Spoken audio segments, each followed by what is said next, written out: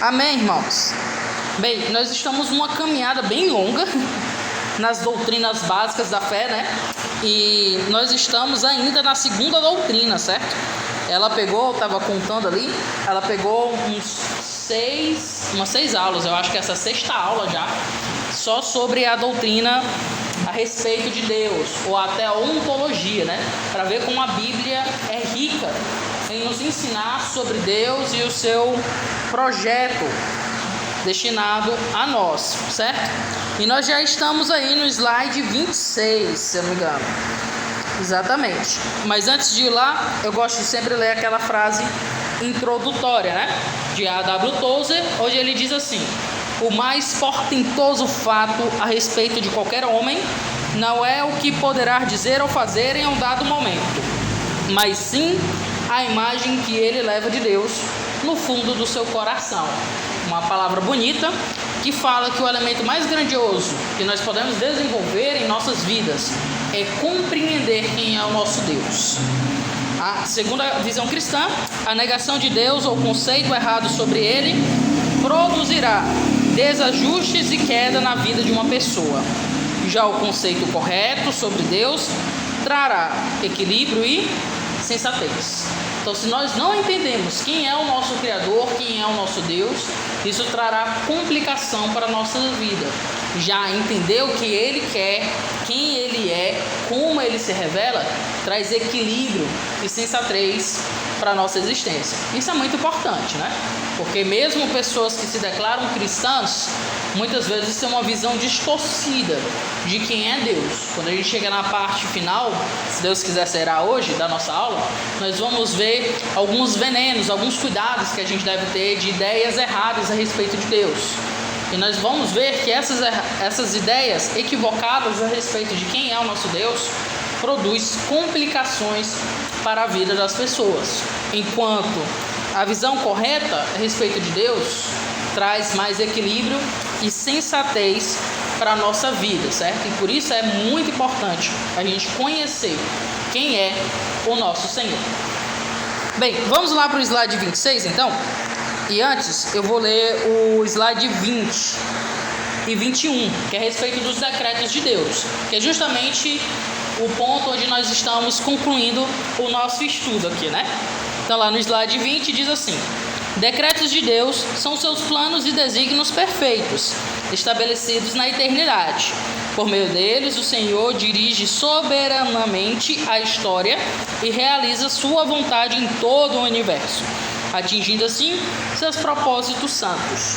Os decretos de Deus são impossíveis de ser frustrados, sobrepõem-se aos propósitos humanos e, sendo perfeitos, não sofrem alterações, subsistindo para sempre. Ou seja, desde a eternidade, Deus estabeleceu algumas coisas, como as coisas iam ocorrer, como o mundo iria andar, para onde que o rumo da história da nossa existência caminha, né? E isso não se frustra. O propósito dele, esses decretos dele, hão de se cumprir.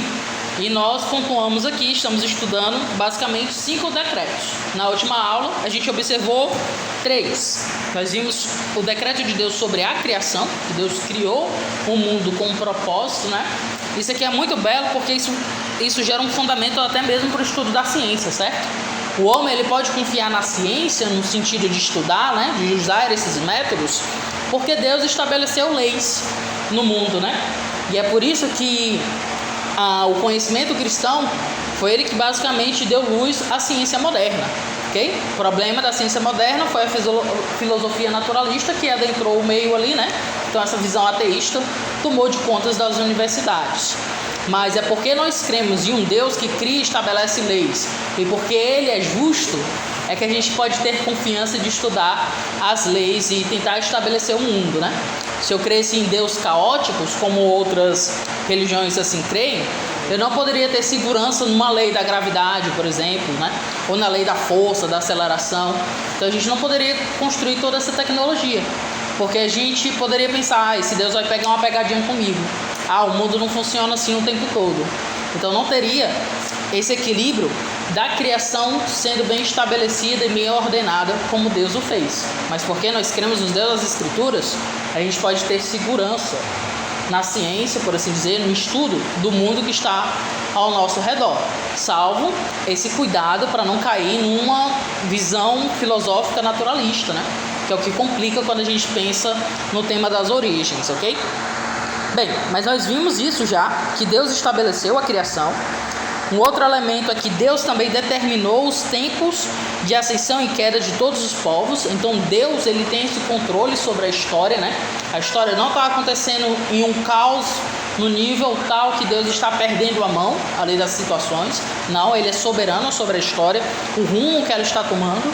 A própria vinda de Cristo é dita no Novo Testamento, que ele veio na plenitude dos tempos, ou seja, no momento perfeito para ele vir, né? Então Deus está guiando a história, e a gente percebe isso ao longo das Escrituras. Então esse também é um decreto de Deus. O outro decreto é também o governo humano, que ninguém chega num poder sem que Deus assim o permita, seja para o bem de um povo ou para a punição desse mesmo. Mas o fato é que também os governos humanos são instrumentos na mão de Deus, algo que ele decreta, algo que é fruto da sua ação soberana, né? E que pode ser usado para os seus propósitos, seja para punir ou para abençoar uma nação. E é por isso que a Bíblia vai nos estimular muito a orar para que a gente possa ter paz, a orar para que a gente possa ter bons governantes, né?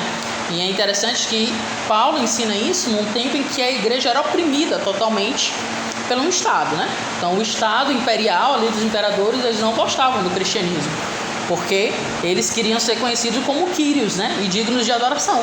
E o cristão dizia o quê? O César não é o Quírios. O Quírios, que essa palavra é para Senhor, né? Em grego, é Jesus Cristo. É neles que depositamos a nossa fé e adoração. Nós não vamos adorar o imperador como Deus. E eles sofreram por conta disso. Muitos foram martirizados. Os apóstolos foram martirizados. Mas qual era a orientação do apóstolo Paulo? Vamos fazer militância política? Não era isso, né? Dizia o quê? Orem pelos governantes, orem para que a gente desfrute de paz. E os cristãos foram fazendo isso e perseverando no fazer o bem. E isso transformou aquela sociedade. Isso é bem legal, porque muitas vezes nós queremos tomar o poder do governo sobre as mãos e pensamos que nós temos a capacidade de mudar o mundo à nossa volta. Mas nós não temos essa soberania.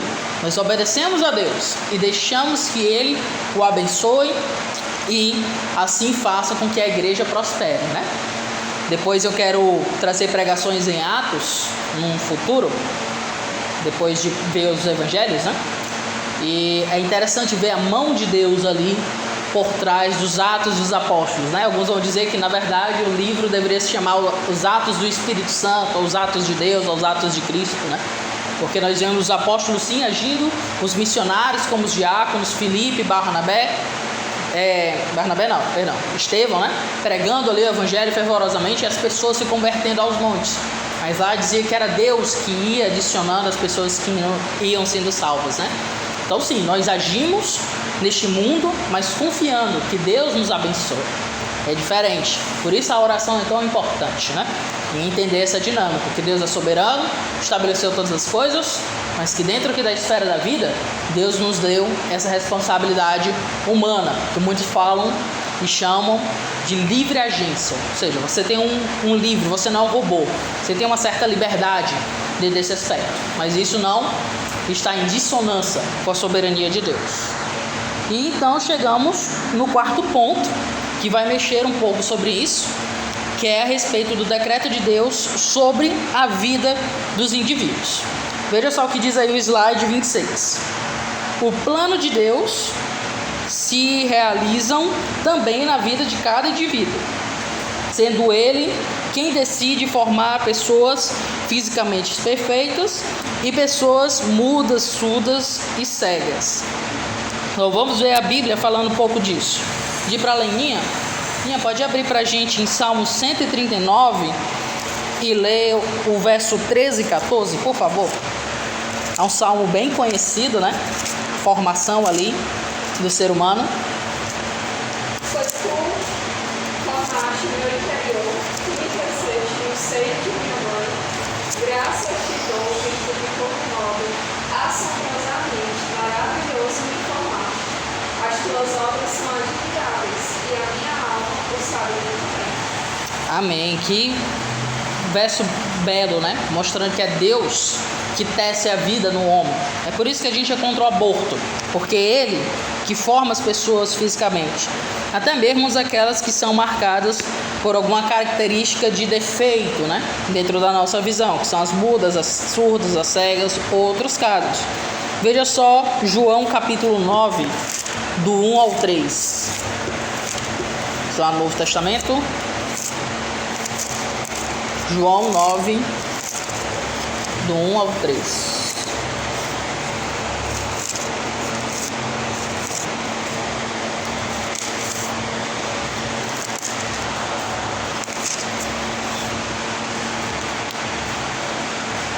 Diz assim: caminhando Jesus viu um homem cego de nascença, e os seus discípulos perguntaram: Mestre, quem pecou, este ou seus pais, para que nascesse cego?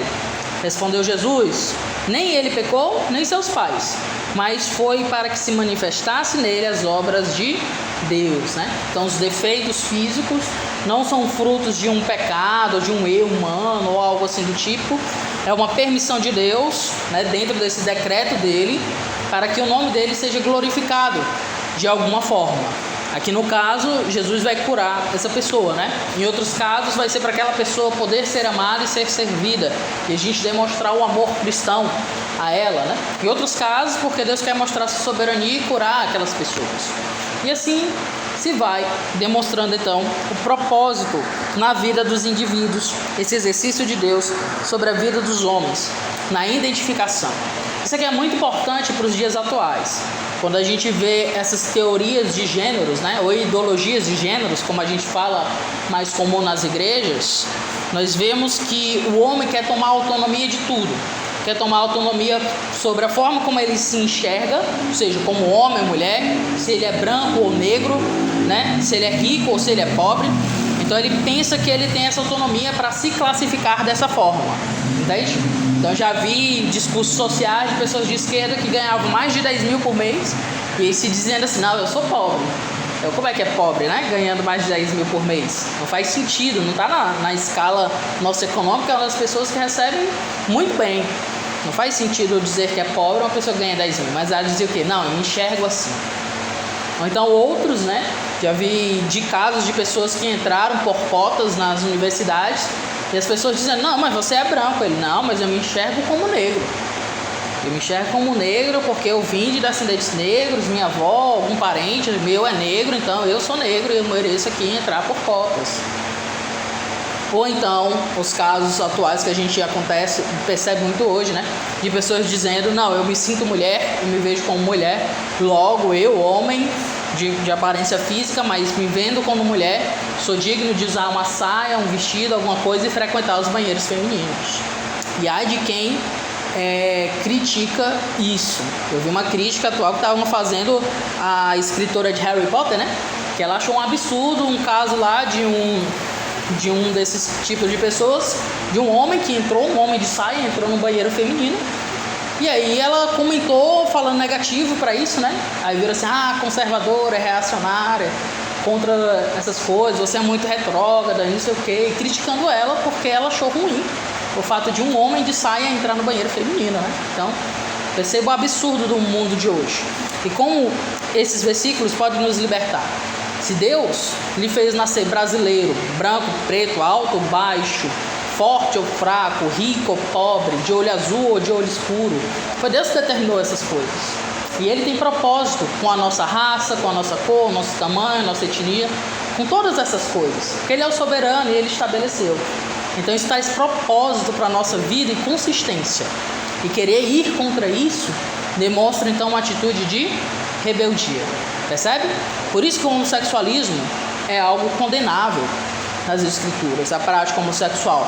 Porque vai contra aquilo que Deus intentou para a sua criação. Está indo contra o curso natural das coisas, né? E isso então se estabelece como pecado. Entendeu? Não é porque Deus odeia os homossexuais em si, como seres, indivíduos, né? Mas Ele odeia essa prática porque vai contra os seus estabelecimentos. E é o problema do caos cultural que a gente vive hoje, onde as pessoas geram essa confusão dentro dessa ideia de teoria de gênero, né? Sobre em si. pensando que alcançam liberdade, mas na realidade elas só encontram escravidão sobre si e mais peso sobre si, né? Continuando aqui sobre a vida dos indivíduos, diz assim o slide 27. O Senhor também decretou os limites da vida de cada um, fixando o número certo de seus dias e todos os detalhes da história de todos os seres humanos, incluindo as suas funções, as suas capacitações, as suas experiências e a forma como hão de morrer, sempre com o objetivo de realizar seus objetivos. Então perceba que a soberania de Deus realmente é total, de acordo com esse texto, né? Mas será que é isso que a Bíblia diz mesmo? Vamos lá para as Escrituras. Vamos lá em Jó, capítulo 14, verso 5. Vou pedir para o Lázaro ler para a gente, por favor. Jó 14, verso 5.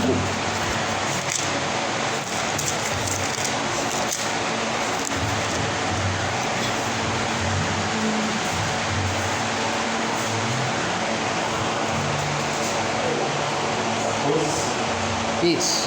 Visto que os seus dias estão contados, contigo está o número dos seus meses. Tu, ao homem puseste limites, além dos quais não passará. Ou seja, a reflexão aqui de Jó, né, sobre a brevidade da vida, ele percebe o quê? Que Deus estabelece os limites da vida do homem, que o homem por si só não consegue mudar isso. É o que Jesus vai falar em Mateus 6, que é outra indicação aqui. A gente não vai lá, né? Mas ele está falando sobre a questão de andar ansioso. E ele vai dizer: e tu, homem, pode ao caso acrescentar um côvado ao curso da sua vida, né? Aumentar um pouco mais a sua longevidade? Você tem esse poder? Não, agora eu quero morrer mais velho ainda. Você não tem como isso, né? Cientificamente falando, a gente pode buscar hábitos saudáveis para preservar a nossa vida. Mas a intenção aqui da fala de Cristo e o estabelecimento aqui que Jó faz nessa meditação dele é entender que aquele que controla a nossa existência de vida ou morte é o próprio Senhor. Ele tem um controle absoluto, né? Querendo Deus, quem o impedirá? Vai ser uma das reflexões que os profetas vão fazendo. Então ele tem o controle da nossa vida, ele é o Senhor da vida e da morte, Senhor sobre tudo, né? Então ele tem esse decreto, essa soberania sobre a vida dos indivíduos. E isso não ocorre somente sobre a vida deles, né? Mas vai se aplicar até mesmo nos detalhes da história dos seres humanos. Vamos lá para Salmo 138. Só passar aí, logo depois de Jó, já estamos nos Salmos, né? 138. Verso 16. Perdão, 139, verso 16. É isso? É isso mesmo. Vamos lá. Os teus olhos me viram a substância ainda informe, e no teu livro foram escritos todos os meus dias, cada um deles escritos e determinados. Lembra? Decreto, né? Determinações de Deus. Quando nenhum deles ainda havia, mostrando que esse decreto vem da eternidade. Percebe a profundidade disso, né? Percebe a grandeza da soberania de Deus? Por isso que essa doutrina muitas vezes incomoda a muitos, né? Porque as pessoas querem ter autonomia total da sua vida. E quando a gente olha essas passagens bíblicas, que são bem claras e bem entendíveis, se sentem frustrados e querem modificá-los. Porque ninguém quer ser dependente, né? Eles querem ser independentes. Parece ser esse o grande problema do pecado adâmico. Lembra o engano que a serpente fez para Adão e para Eva? O que foi que a serpente disse? O que foi que Deus lhe disse? Disse a serpente, né? Que se eu comer daquele fruto eu vou morrer. E ela disse: de modo nenhum vocês vão morrer. Muito pelo contrário. Deus não quer que vocês comam, porque se vocês comerem, vocês serão igual a Deus. E qual é o problema do homem hoje em dia? Eles querem chegar ao status de Deus, né? Eles querem ocupar o mesmo lugar de Deus. Não basta mais apenas ser a imagem e semelhança dele, em ser aquele que o adora, aquele que o serve, que se satisfaz nele. Eu quero ser o próprio Deus. E isso é um problema moderno, na verdade, ao longo de toda a história. E que reflete em não querer aceitar esse tipo de doutrina, que a palavra diz, está aqui bem claro. Ele determinou todos os dias da nossa vida. Ele tem um controle sobre essas coisas, né? Aí entra a pergunta do irmão Genival no último domingo, né? Como é que a gente entende a responsabilidade do homem à luz disso? A gente vai ver quando a gente estudar melhor a antropologia. certo? Mas a ideia é que Deus tem esse controle de tal forma que ele faz com que o homem tenha uma certa livre agência, dentro do que a gente pode dizer. Ele não é culpado pelos erros dos homens, mas ele está administrando essa realidade de tal forma que quando o homem faz algo de errado ou segue o seu curso natural, ainda assim é algo que é fruto de uma determinação de Deus, mas que é fruto da ação livre do homem. O homem não é coagido aquilo, ou manipulado, ou enganado para fazer aquilo. O homem ele fez aquilo porque ele quis, por conta da sua natureza própria de existência, né? Seja para pecar, seja para adorar a Deus. Como diz a frase do famoso pregador, o homem ele não é pecador porque peca, mas ele peca porque ele é pecador. É um trocadilho, mas a ideia é assim: não é porque eu pequei que eu me tornei um pecador, mas eu peco porque dentro de mim já há uma natureza pecaminosa, que é a ideia do homem caído, do pecado original, pecado adâmico, né? Desde o Éden. É por isso que nós fazemos o que fazemos. Todos nós temos nossos gostos, preferências, diversidades, né? Somos movidos e impulsionados por isso. Por quê? Porque nós somos assim. Faz parte da nossa identidade. Entende? Nós não estamos sendo coagidos por alguém para fazer aquilo. Às vezes podemos ser, mas se a gente faz, foi por conta de uma livre agência nossa em direção àquilo. E é por isso que Deus não é culpado dos pecados dos homens, mas Ele está guiando toda essa história e tem todos os dias nossos determinados. É o que está dizendo aqui a palavra de Deus, né? E isso é difícil de equilibrar de fato, mas são duas verdades que a palavra afirma, muito claro aqui. E ela continua trazendo vários outros aspectos, né? Vai falar das funções dos homens. Vamos lá em Gálatas, capítulo 1, do 15 ao 16. Ou seja, Deus também decreta as funções dos homens. Gálatas 1, 15 ao 16.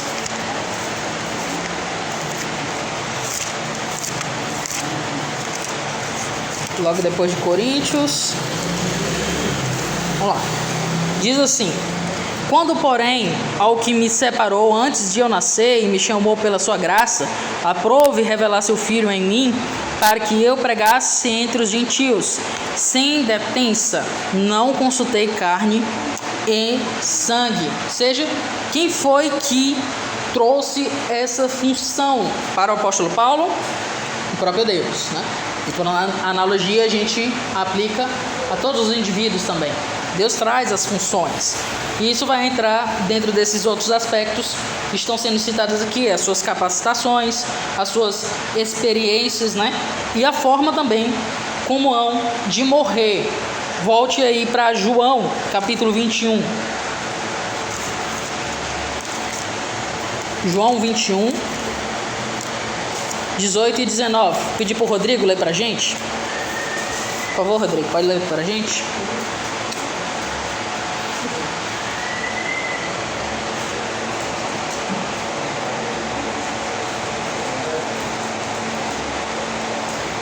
João, logo antes de Atos, o último capítulo. 21? Isso, 18 e 19, por favor. Na verdade te digo, que quando era mais moço, te seguias a ti mesmo, e andavas por onde querias. Mas quando já fores velho, entenderás as mãos, e outros te seguirá, te levará para onde tu não querias. E disse isso, significar o norte. Havia ele te glorificado a Deus. E isso serve. Isso, né? Então Jesus trouxe uma profecia sobre a forma como o apóstolo Pedro havia de morrer. Ele ia ser preso e levado para onde ele não queria, para a morte, né? Para o martírio. Então Jesus trouxe essa profecia. Por quê? Porque Deus conhece o futuro e Ele determina esse futuro. Entende? E isso é com o objetivo de realizar seus objetivos, né? Vamos lá em Daniel 4, 35. Daniel, capítulo 4. Depois de Isaías, Jeremias, Ezequias, aí vem Daniel. Daniel 4, verso 35.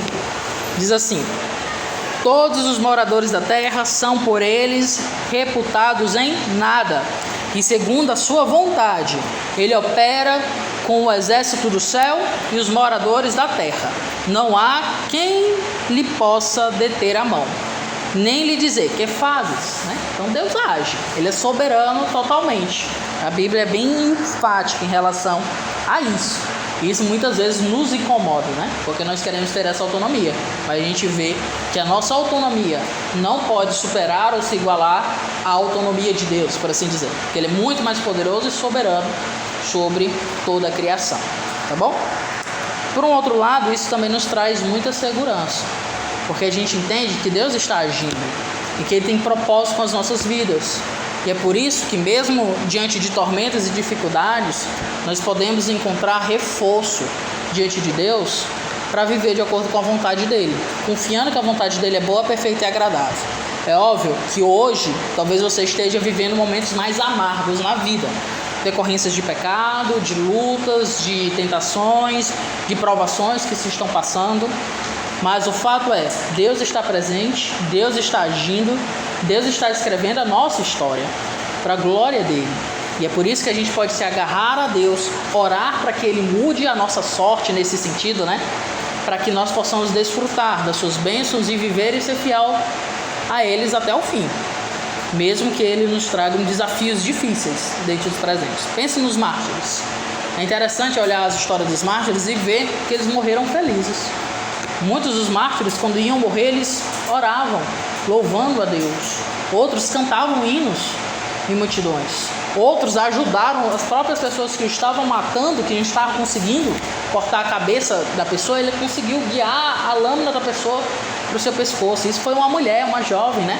Que muitas pessoas achavam ela fraca na fé, mas quando ela foi presa e levada para o cativeiro para o Coliseu, ela ficava encorajando as pessoas. Não desistam da fé, não retrocedam, ficam firmes. E ela ali se mantendo corajosa. Como é que pode, né? Foge da lógica humana. Porque qual é a lógica humana de felicidade? Sombra e a água fresca, né? Não ter contas, é conseguir desfrutar de tudo que há de bom nessa terra. Só que Jesus ensina que não adianta ter o celeiro cheio, ter muitas bênçãos e ter a alma perdida, condenada ao inferno, né? Então essas pessoas encontraram uma liberdade que está muito maior do que os prazeres terrenos.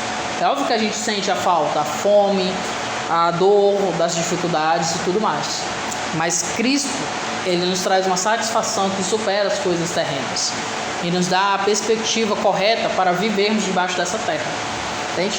E isso nos traz forças. Por isso que essa doutrina, esse decreto, na verdade, é algo belo. Mas a gente só pode entender como belo se a gente entende quem é Deus, quem é o nosso Deus e se submete à sua vontade.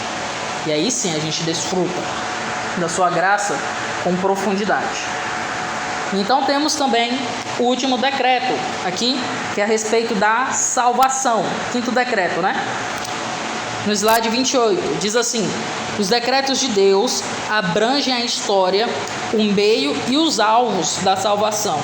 Na eternidade, Ele planejou que seu Filho fosse morto como sacrifício pelo pecado, e a oferta de salvação em Cristo fosse feita a todas as nações. Vamos ver essas duas passagens. Vamos lá em 1 Pedro, capítulo 1, do 18 ao 20. Queria pedir para o irmão Fábio ler para a gente. 1 Pedro, capítulo 1, do 18 ao 20, por favor.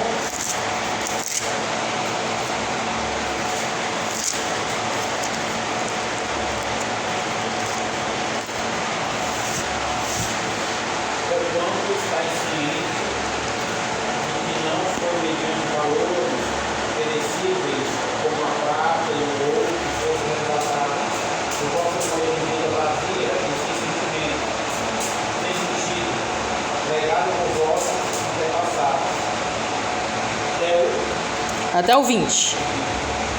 Mas foram retratados pelo precioso sangue de Cristo, como de cordeiro sem mácula ou defeito algum, conhecido de fato antes da criação do mundo, porém revelado desde os últimos tempos em vosso favor.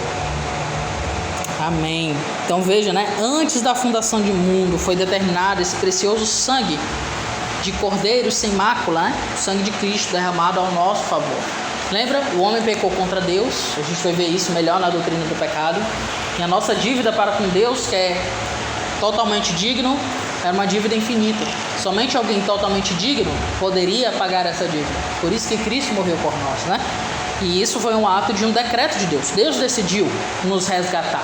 Não foi algo que a gente fez que conquistou a salvação, mas foi uma decisão de Deus de nos resgatar, de vir pagar com preço de sangue o perdão dos nossos pecados, né? Nós não teremos capacidade para isso. Deus tinha. E Ele chegou lá e quitou a nossa dívida. Ok? E isso, essa oferta, né? Ele definiu também que fosse feita para todas as nações. É o que o Lucas, capítulo 24, do 44 ao 48 nos diz. Vamos lá. Lucas 24, 44 a 48. Diz assim: a seguir, Jesus lhes disse: são estas as palavras que eu vos falei, estando ainda convosco. Importa que se cumprisse tudo o que de mim está escrito na lei de Moisés, nos profetas e nos salmos. Então lhes abriu o entendimento para compreender as Escrituras. E lhes disse: assim está escrito que o Cristo havia de padecer e ressuscitar dentre os mortos no terceiro dia, e que em seu nome se pregasse arrependimento para remissão de pecados a todas as nações, começando de Jerusalém. Vós sois testemunhas dessas coisas. Eis que vos envio sobre vós a promessa de meu Pai.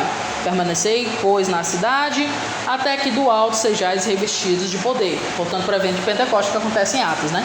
Mas veja aqui, no 47, em que em seu nome se pregasse arrependimento para remissão de pecados a todas as nações, né?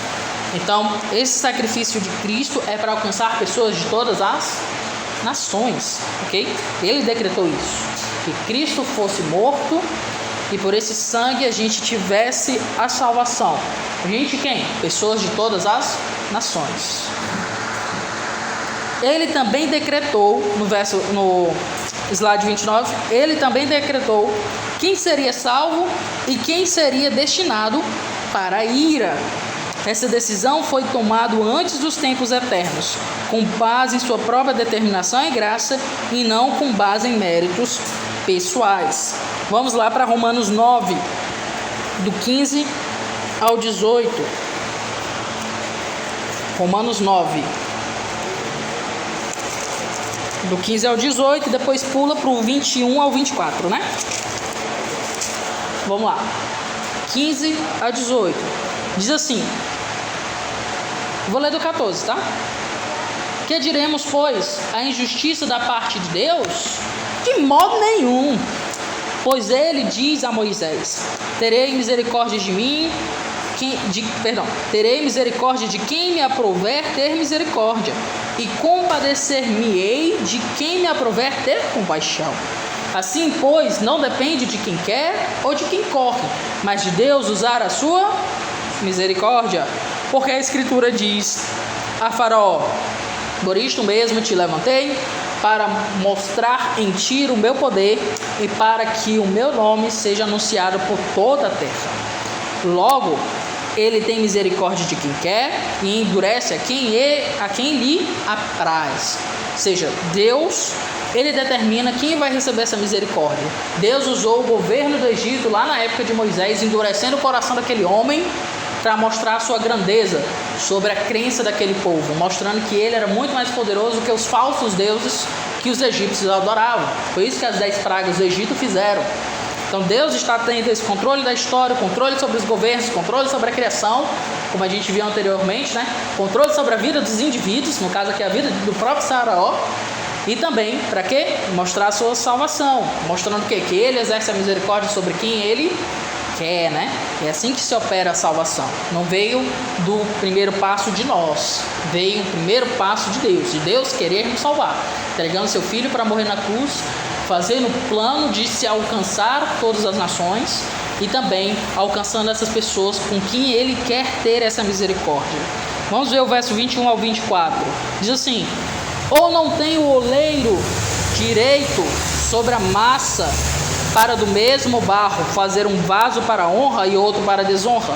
Que diremos, pois, se Deus, querendo mostrar a sua ira e dar a conhecer o seu poder, suportou com muita longanimidade os vasos da ira, preparados para a perdição, a fim de que também desse a conhecer as riquezas da sua glória em vasos de misericórdias, que para a glória preparou de antemão. E aí ele continua, né? Vou ler o 24. Os quais somos nós, a quem também chamou, não só dentre os judeus, mas também dentre os gentios?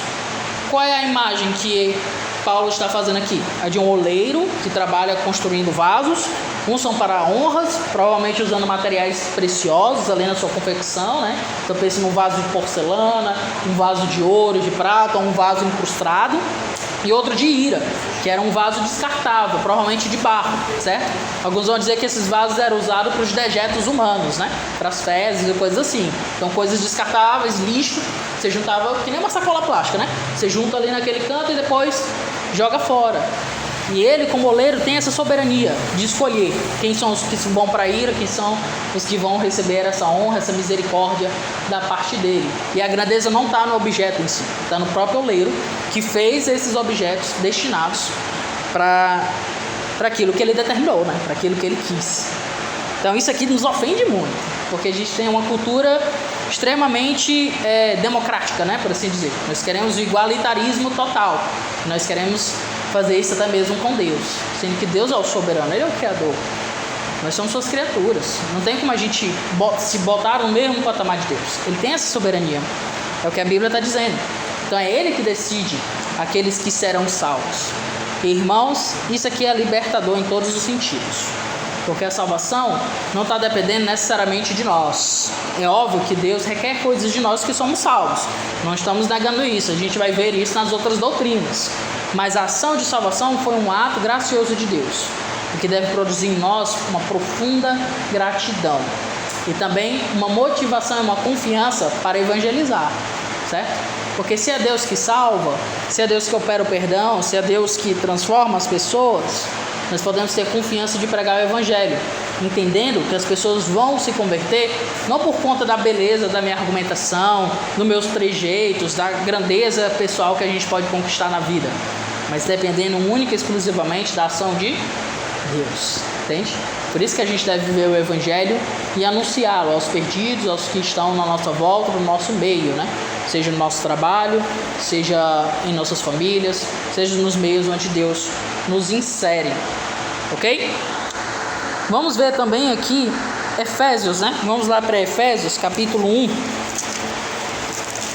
4 e 5, e depois eu já pulo direto para o 11. Efésios, logo depois de Gálatas, que é logo depois de Coríntios, né? Efésios, capítulo 1, 4 a 5, e depois o verso 11, certo?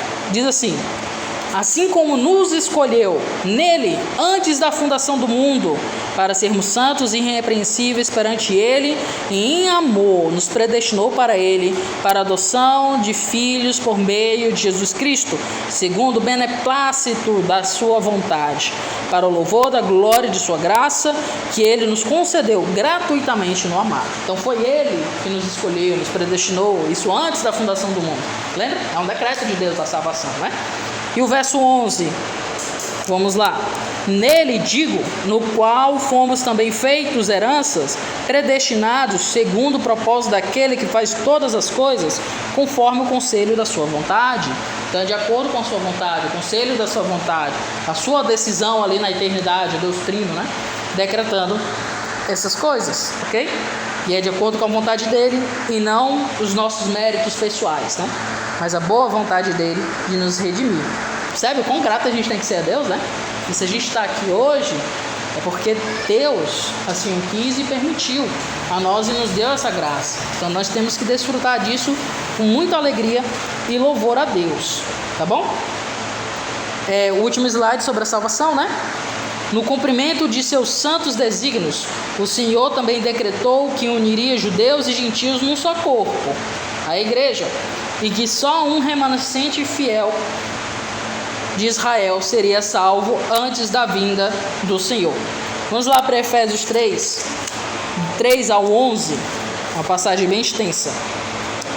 Diz assim: pois segundo uma revelação que me foi dado conhecer o mistério, conforme escrevi há pouco, resumidamente, pelo que, quando lerdes, podereis compreender o meu discernimento do ministério de Cristo, o qual em outras gerações não foi dado a conhecer aos filhos dos homens, como agora foi revelado aos seus santos apóstolos e profetas no Espírito, a saber, que os gentios são co-herdeiros, membros do mesmo corpo e co-participantes da promessa em Cristo Jesus por meio do Evangelho, o qual foi constituído ministro conforme o dom da graça de Deus a mim concedido, segundo a força operante do seu poder.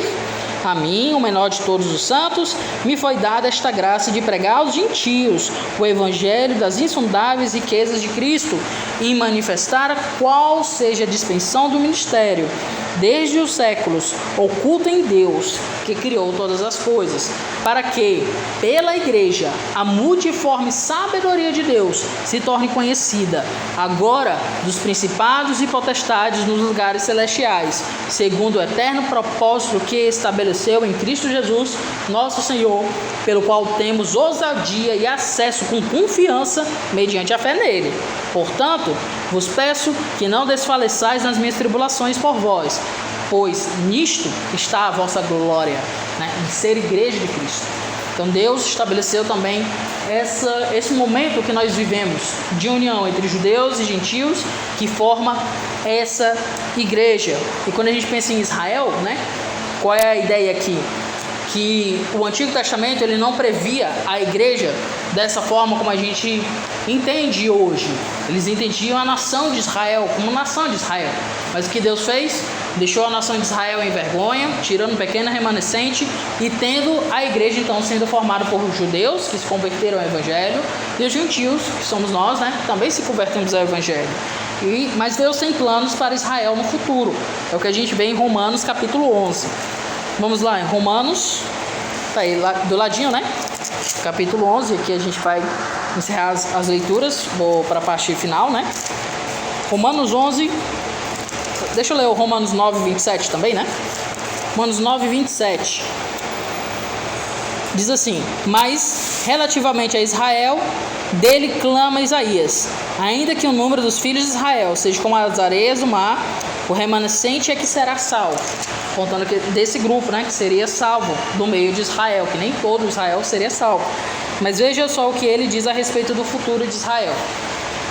Romanos 11, verso 5, diz assim: assim, pois, também agora, no tempo de hoje, sobrevive um remanescente segundo a eleição da graça. São aqueles que aceitaram o Evangelho, E mais adiante, 25 a 26, diz: porque não quero, irmãos, que ignoreis esse mistério, para que não sejais presumidos em vós mesmos, que veio o endurecimento em parte a Israel, até que haja encerrado a plenitude dos gentios. Então Deus endureceu o povo de Israel, tendo apenas esse remanescente, para que os gentios pudessem crescer e chegar à sua plenitude, para que nós pudéssemos ser igreja. Essa é a ideia. E assim, todo Israel será salvo. Como está escrito: virá de Sião o libertador, e ele aparecerá de Jacó, e ele apartará de Jacó as impiedades. Esta é a minha aliança com eles, quando eu tirar os seus pecados. Então, se há essa esperança futura para Israel, a respeito da sua restauração. Mas no presente, a igreja é formada o quê? Pelo remanescente fiel de Israel, esses que não foram endurecidos, e os gentios, somos nós, remanescentes de todas as tribos, povo e nação, que também se converte ao Evangelho. Então Deus decretou isso no presente. Óbvio, quando a gente pensa em Israel, futuramente esse capítulo também vai falar que Deus vai trazer o Israel à sua plenitude. Isso vai ser uma grande bênção, Aí são temas para discussões mais escatológicas, que a gente vai ver no momento apropriado, certo? Mas por conta do nosso tempo, eu não vou entrar muito nisso. Vamos para as partes finais. Sei que eu estou falando muito, Mas como temos só 4 minutos, queria ver se pelo menos a gente conclui, tá bom? Sobre alguns cuidados que a gente deve ter. E aí, sobrando tempo, eu abro para os irmãos também fazerem perguntas e comentários. Vamos ver alguns cuidados que a gente deve ter. Primeiro cuidado, a gente deve ter o cuidado com o ateísmo materialista, pois ele nega a existência de Deus e de qualquer realidade espiritual. Para os ateus, o universo, as leis que o regem, a matéria e a vida vieram à existência pelo acaso. Na concepção ateísta mais inflexível, a crença em Deus é perigosa, pois gera intolerância, sendo a base de todas as guerras religiosas e de inúmeros abusos e crueldades praticados pelos homens ao longo da história. Então a gente tem que ter muito cuidado com esse ateísmo materialista, que quer explicar tudo pelo acaso e pela matéria, né? Então a matéria que dá origem a tudo, o tempo e o acaso, foi formando toda a existência. E que a religião é um grande mal que só gera guerras e disputas. Isso não é a realidade. O que gera as guerras e disputas é o pecado do coração do homem. E a gente viu aqui nas Escrituras que quem criou o mundo, na verdade, não foi a matéria guiada pelo tempo e o acaso, mas foi o próprio Deus, que é soberano e está regendo toda a existência. O outro cuidado é o que a gente chama de panteísmo. De acordo com essa concepção, Deus tem um polo espiritual e um polo material. O universo físico é o polo material de Deus. Assim, Deus é tudo e tudo é Deus. O panteísmo nega a realidade de um ser pessoal e criador. É acolhido pelas religiões orientais, como o hinduísmo e o budismo. No Ocidente, sua maior expressão se encontra nas seitas da nova era. Então, é a ideia de que tudo é Deus. Você é Deus, essa cadeira é Deus, a planta é Deus. Tudo aí é permeado pela semente do divino. E aí você tem que entrar em harmonia com o cosmos, né? Aí vai ter todas aquelas loucuras típicas de movimentos de nova era e orientais, que vai querer levar essa elevação do homem por meio de métodos próprios, certo? Muitas ideias, por exemplo, de cabala, né, que traz esses méritos próprios, essas coisas assim secretas, conhecimentos, práticas, meditações, como algo que eleva o seu espírito, é algo fruto desse tipo de pensamento panteísta, de pensar que nós, por nós mesmos, acessamos o divino. Mas o que a gente vê na palavra de Deus é que o próprio Deus que se revelou a nós, né, e veio até nós e nos salvou. Então isso também é um cuidado que a gente deve ter. Que os homens querem criar fórmulas mágicas de chegar até Deus. Não existe isso. O caminho sempre vai ser as Escrituras, sempre vai ser ter esse encontro que Deus vem até nós. O outro cuidado é o que a gente chama de teologia do processo. Concebe toda a realidade como um processo em desenvolvimento do qual Deus faz parte. A ideia é que Deus também está se desenvolvendo. Nesse processo, Deus se aperfeiçoa e aprende, sofrendo constantes mudanças enquanto tenta influenciar o mundo e é influenciado por ele. Então veja quão distante está da ideia de Deus de acordo com a Bíblia, né? Os homens, uma vez que têm livre-arbítrio, podem resistir a Deus e frustrá-lo na realização de seus ideais, fazendo-o sofrer. Então é aquela ideia de que Deus está sofrendo porque ele não sabia que ia acontecer esse grande mal, que ele tenta nos aconselhar, nos trazer um melhor direcionamento, mas esse Deus ele não entende o futuro, ou ele é influenciado também. Por isso que coisas do passado, por exemplo, ser contra o homossexualismo é errado hoje, porque Deus está amadurecendo, então a gente precisa atualizar a Bíblia, entende? Isso é um pecado, né? É um erro grotesco a respeito de quem é a pessoa de Deus, tá bom? É um veneno. Cuidado que a gente deve ter, mas não devemos seguir esse tipo de teologia. O outro veneno é o teísmo aberto. Deus abriu mão de sua soberania e não interfere na história de modo decisivo, nem tem um controle meticuloso do universo, pois isso anularia a liberdade do ser humano. Assim, para o teísmo aberto, não existe predestinação nem qualquer decreto divino que seja imposto ao homem. Na verdade, Deus sequer conhece o futuro plenamente, estando este aberto, né? Uma frase que resumiria aqui é que nós temos o poder de tomar a caneta da mão de Deus e determinar a nossa história. Isso é heresia, totalmente. A gente vê na Bíblia que ele tem um controle sobre tudo. Ele endureceu o coração de Faraó, ele escolheu aqueles que são salvos, ele tem um controle sobre a história, os governos, os indivíduos, né? Então o teísmo aberto é uma ideia totalmente antibíblica, que novamente são teologias frutos de um coração que não consegue aceitar a soberania de Deus, né? Que quer ter o controle das coisas, ou quer tentar dobrar Deus para caber na forma como eles querem pensar e não aceitar a realidade da Bíblia. O outro cuidado é mais antigo, é sobre o unitarismo e o unicismo. Estamos quase no final, vamos lá. O unitarismo nega a trindade, rejeitando a divindade do Filho e do Espírito. Já o unicismo, também conhecido como modalismo ou sabelianismo, afirma que na Trindade só existe um núcleo pessoal, que é o Pai, sendo o Filho e o Espírito Santo apenas modos distintos como o Pai se manifesta. São as duas heresias que surgiram ao longo da história da igreja e que são extremamente danosas, que a gente não deve seguir, né? Uma delas vai dizer que na verdade só existe Deus Pai, que o Espírito Santo e Jesus não são Deus. Isso está totalmente errado, porque Deus é um Deus trino, né? E o outro é que o Filho e o Espírito Santo são formas diferentes de Deus. Então no Antigo Testamento se revelou Deus Pai, no Novo Testamento ali nos Evangelhos, então ele se formou na forma de Filho, e agora, no momento presente, ele se manifesta como o Espírito Santo. Isso está totalmente em desacordo com a Bíblia. Nosso Deus é o Deus Trino, Pai, Filho e Espírito Santo, os três presentes, os três atuantes, ok? Ao longo de toda a história, né? É só ler direitinho o Antigo Testamento e a gente vai ver lá no Antigo Testamento a figura do Espírito de Deus, a figura do anjo do Senhor, né?